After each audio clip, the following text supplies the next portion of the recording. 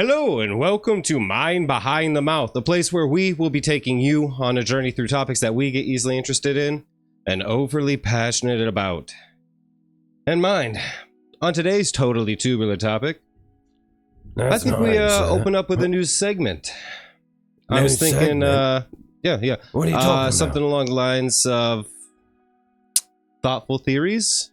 Thoughtful theories? What are you talking about? Right. I actually completely. Well, the reason I wanted to start something new today is because it's a special occasion. What special occasion? Well, a year ago today, we actually made our first announcement of Mind Behind the Mouth on our other channel, Juke Nation. Roll the clip. What clip? Who are you talking to? What's going on today? Sneak peek into something big to come into the future. Yeah, that's right. Second channel. No, cut. What are you doing? What are you doing here? Stop. Shh. Celebrate. Why? Why would you do this? Well, what do you mean? No announcement. No. Yeah, you're making an announcement. We were talking about a foreshadow. We discussed this. No, as in we were going to allude to it. We're not ready for an announcement. Well, I heard my name. No. No, you didn't. Well, you were going to say my name. No, I wasn't. Well, here I am. You're out of control. We haven't even started. You're completely out of control. Why would you do this? It's not who I am underneath. Batman? Is that why you're talking in this raspy voice? You're watching the Nolan trilogy again, aren't you? I told you we're not doing the Nolan trilogy right now. Come on, those things are gold. Oh, no. I can't believe you're going through this right now. Listen, this is how I wanted to do it. It's what the people want. They don't even know you. The people you. need me. Are we doing what I think we're doing? Why don't you go ahead and take a little peek down there? There's a box with your mind on it. A box? Alright. I see it. I'm opening it. Yes, I knew it. Yes. I knew it. Yes, Gonna do it. yes, we I are. told you, and you told me. No, but now we're doing it. Yep, You the said Nolan this is a trilogy. theory. Is it about how the reason that Rachel looks different is because she had to go into super witness protection and it's Martian Manhunter disguising himself as her, but it's off of a blurry photo? No, that's not a theory that people have. What are you talking about? No. The little thoughtful theory I figured we could dig in here to today is how Alfred is actually a mercenary with a murky history. What the hell? Yeah. So I know that is a wild thing to come out the gate saying because, it's Alfred.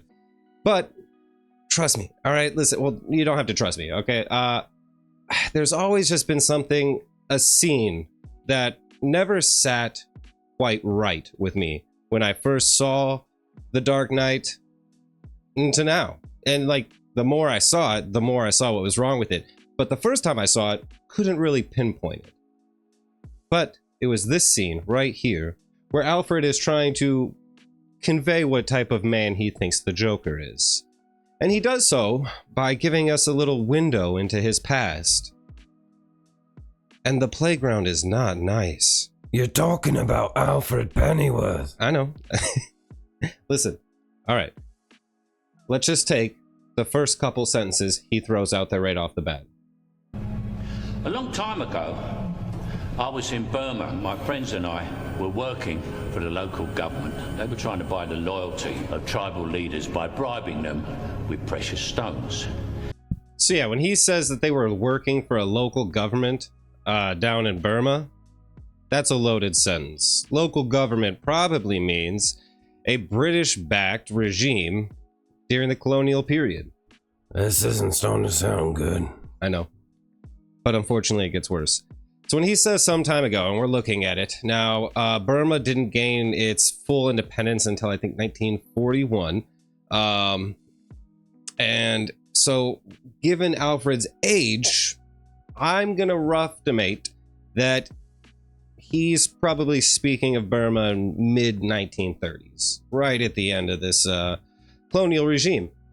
Now, when he talks about them bribing, it's not even a good word. He didn't even try to vaguely hide that, attempt of what they are doing.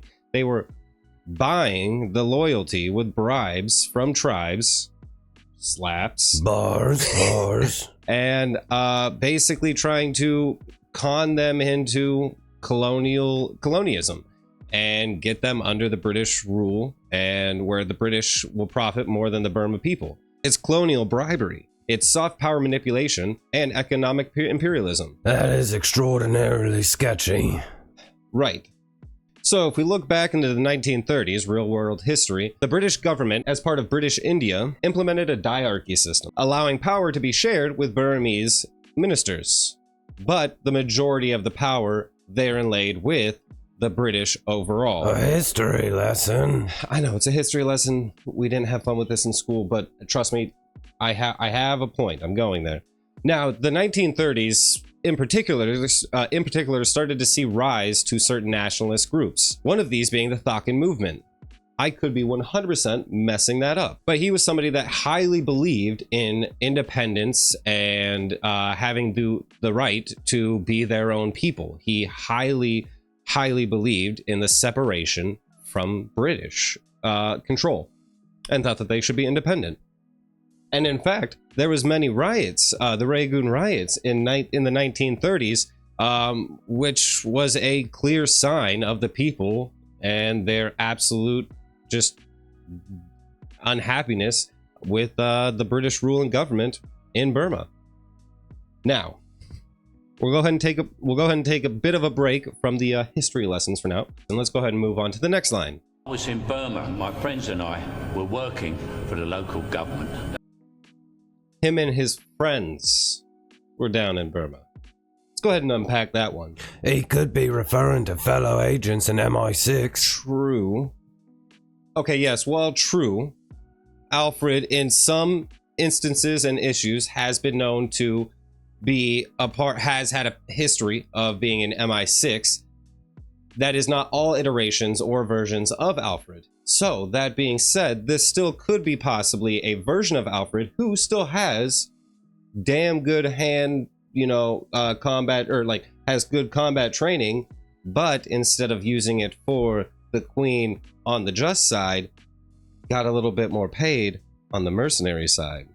Now, the way that man flexed that word friends definitely implied something vague that left a lot more to be unsaid than that was said. Now, like if he was a part of a, military operation that was down in Burma, he would have probably said something with a lot more military decorum, something that put a little bit more respect into his people that he was down there with. Something like my team, my unit, my fellow operatives, the boys in the service, something that notifies their dignity and the things that they did good for their country. Most military people have a bit of a, when they talk about their service, they do so with a little bit of military decorum. Now, this man chose to say, my friends. Now that is something that you do when you are talking about people who work outside of the just way of doing things. And it is what I believe to be Merc talk. That's not me and the fellas went down to the pub. That's me and the crew getting paid under the table to do some government-sanctioned destabilizing. I'm sorry, but friends down in Burma don't burn down a forest. Colonial mercenaries do. Wait, okay, hold on, wait, what? All right, you're right. I'm getting a little bit ahead of myself. Now, looking at the next part in this video. We're working for the local government. They were trying to buy the loyalty of tribal leaders by bribing them with precious stones. But their caravans were being raided in a forest north of Rangoon by a bandit. So we went looking for the stones. But in 6 months, we never met anyone who traded with him. One day, I saw a child playing with a ruby the size of a tangerine. The bandit had been throwing them away. So why steal them? Well, because he thought it was good sport. Because some men aren't looking for anything logical, like money. They can't be bought, bullied, reasoned, or negotiated with. Some men just want to watch the world burn. Now that is a wild leap in logic. He's just assuming as to why this bandit was giving him away. So let's go ahead and unpack what we've got so far. Alfred was working for a local government, roughly probably in the 1930s in Burma, that was more than likely British colonial rule. And they're trying to buy loyalty of the the tribal leaders. Sound noble to you so far? It's sketchy. Yeah, sketchy, you're right. Especially with the little history lesson we've had so far. Now, this bandit, he didn't sell the jewels. As was mentioned, he redistributed them to the people in Burma. His own people that were suffering under this British rule. Let's try a different story. All right? Let me try one of these tales. There was a man, one of the locals, who thought he knew better. He didn't wear a uniform, didn't follow orders. He wasn't with the government, wasn't with the local leaders. He answered to no one. This man, he started hitting supply lines, disrupting deliveries, meant for high-level talks, negotiations of safety, and means of keeping the people good and safe. But this man, this bandit, he kept taking. He kept pillaging. Not selling them. Not using them. Just taking them. And the strange thing was, they started to turn up in the hands of the villagers. Kids with gemstones, like they were toys. Trinkets handed out like candy. He wasn't doing it for money. He was doing it for something else. Principle. The king tried to reason with the leaders, tried to track him down, but he was a ghost, a symbol. So the king did what was necessary. He hunted the forest down. He drove up taxes on the people. He did what he could to drive out this unruly bandit who took from the rich and gave to the poor. Oh, damn it, Robin Hood.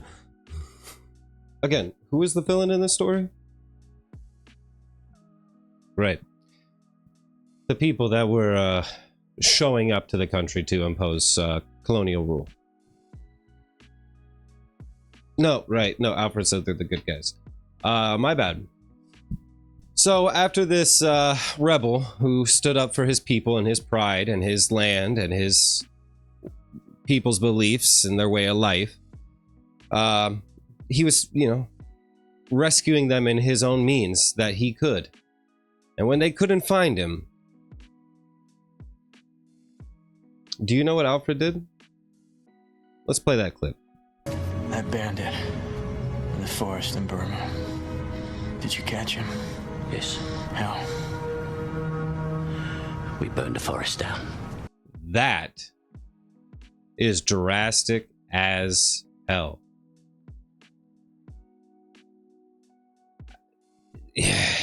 Say what you want, but the way it is framed, this is a man with him and his friends went down working for the local government, hunting down somebody that was stopping the facilitations of colonial rule in an area that wanted independence. And when they couldn't find him, they burnt down the natural forests of the area. They scarred the lands to find a man who stole not to gain wealth, but freedom. But don't worry, they got him. Because Alfred's the good guy in this story, for sure. Some men just want to watch the world burn. But in this story, I think it was Alfred, the one that was holding this match.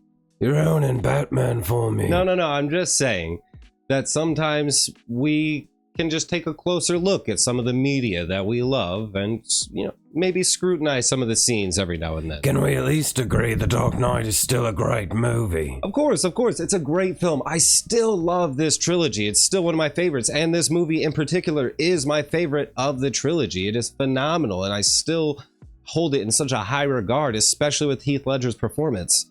But it's the great films that are exactly the ones that I think we should hold up to a little bit of a microscope every now and then. All right, so if you enjoyed having your childhood gently set on fire, go ahead and jump into the comments and tell me what you think of this little thoughtful theory that we had come up with and he didn't like at all. I bloody hated it. I know. I pulled the rope-a-dope on you. I'm really sorry about that. But I think that's a go ahead and do it for today's little fun episode. Thank you all so much for watching. I hope you all enjoyed this new segment we're putting together. So go ahead and keep an eye out for the next Thoughtful Theory. And be sure to tune in here on Mind Behind the Mouth. Bye, everyone. I'm not giving the mask back.